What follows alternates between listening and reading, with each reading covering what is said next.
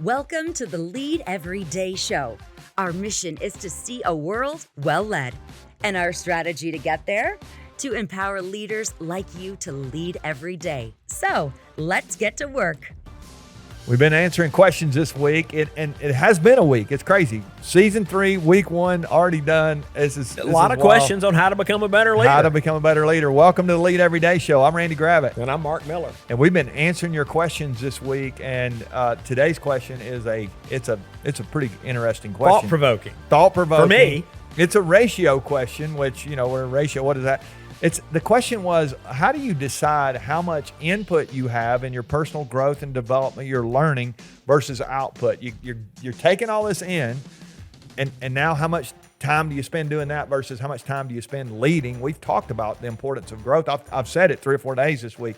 You can't delegate growing. You got to keep growing, all that kind of stuff. I talk about it all the time. Leaders are asking questions about it. How do you decide, Mark, how much you take in versus how much you give out? Yeah. I think this is going to be fun to talk about. Well, yeah, it is a good question. And honestly, I don't know that it's one I had thought about, which is, let me just say parenthetically, I love questions. Yeah, you're helping us get better. You help us get better.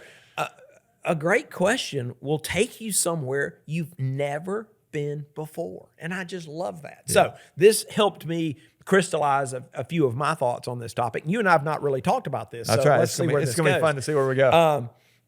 Again, I talk about lifelong learning as much as anybody I know, and I'm sold. Hook, line, and sinker. Some of you know my history, my backstory. I think the only reason I'm here today is that I embraced the mindset of a student over 40 years ago. Yeah. So I'm always going to be about that. But I think it's important to put lifelong learning in the proper frame and context. We're leaders. The goal is not lifelong learning. Lifelong learning is an enabler of effectiveness, and effectiveness is an enabler of performance. We're leaders. It's about performance. And I think some people hear us talk about lifelong learning and they want to go spend the week at the library every week. Yeah. It's like, no. Lifelong learning, any learning, it's like fuel in the car, right? The objective is not to have a full tank, and the objective is not even to have a car. Right. The objective is to go get where you're going. To go somewhere. Yeah. So I think you've got to ask yourself, is the learning at an appropriate level to enable you to make that journey? Right.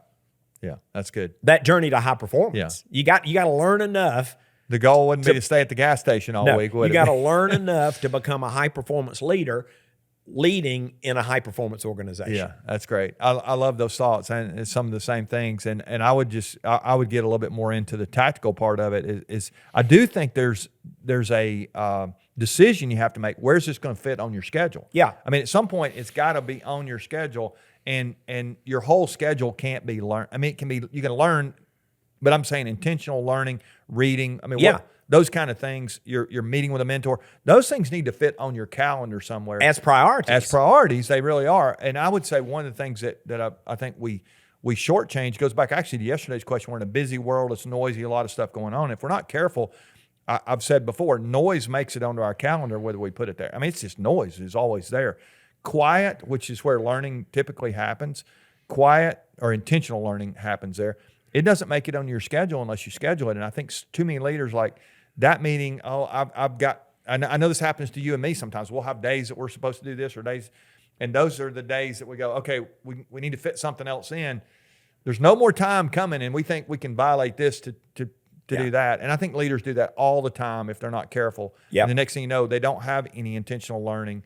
They're just hoping they get better, and that's hope dangerous. Is not a strategy. It's not. But go back to my opening illustration. It's a pain sometimes to have to stop at the gas station because you're in a hurry and you got somewhere to go. That's exactly if you don't stop at the gas station, you're not going to go. You're going to be out of gas. And when leaders forfeit learning, yeah, either through lack of discipline or even through circumstances, you may find that you run out of fuel. You're running on empty. You're running on empty. Yeah. And I've talked about this before. I'll mention it today. This may be an appropriate place to mention it. Arnold Toynbee, the historian, studied the rise and fall of 21 civilizations.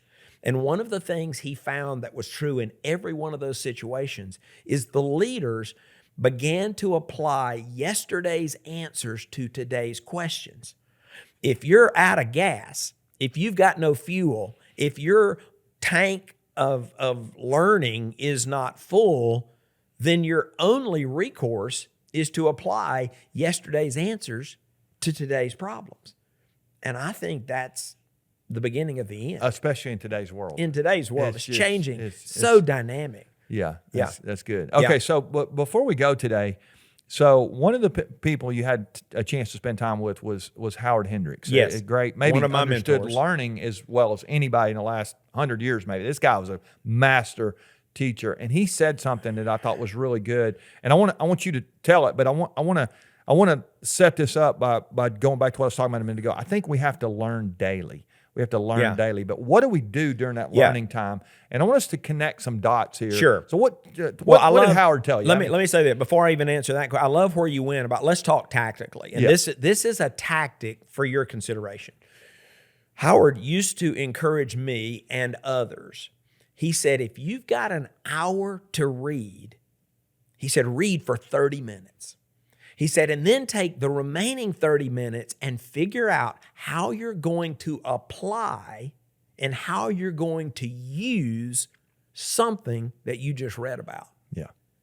I thought that was great because that goes back to what you started with is the destination is the goal. So Right. take the 30 minutes and learn something today. That's great. But what are you going to, that other 30 minutes, you need to connect the dots back to Yeah. what it is you're trying to do, why it matters, who you're trying to help, all that vision stuff that we've been talking about some this week. So I thought that was fantastic. And if they're listening and you're looking for one thing to try, I think that's a good place to start. That's a great place to start. Yeah.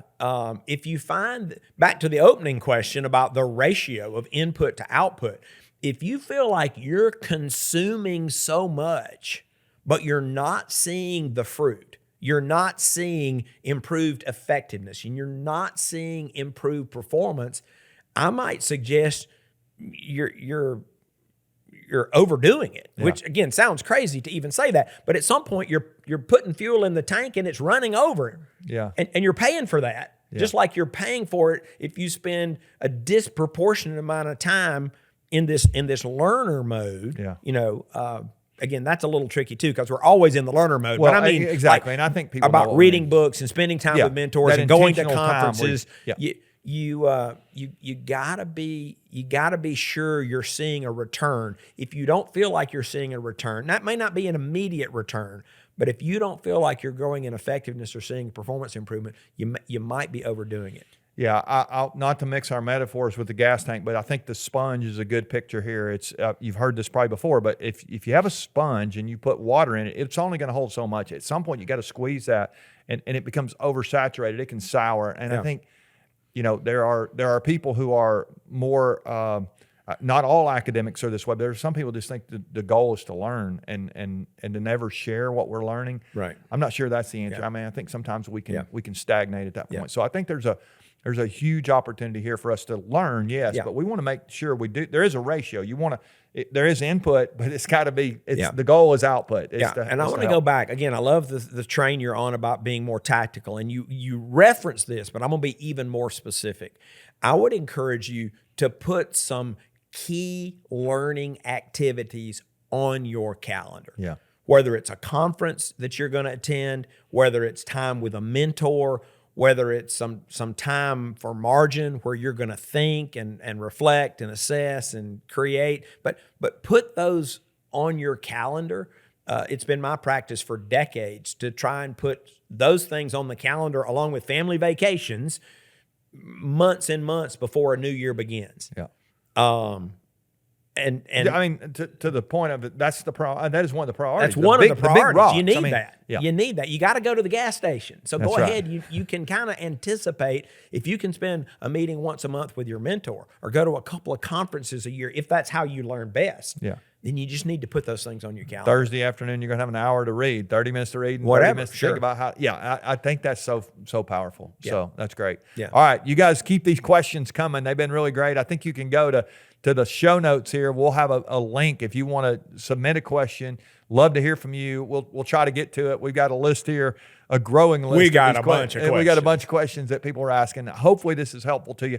I would encourage you, if you've not had a chance yet, to leave a review, do that for us. And if you would also just continue to share with your friends and family. The numbers are growing of download. Hopefully some people are benefiting from what we're talking about. We're going to come back next week, answer some more of these questions to help you become a better leader. Remember, the best leaders lead every day.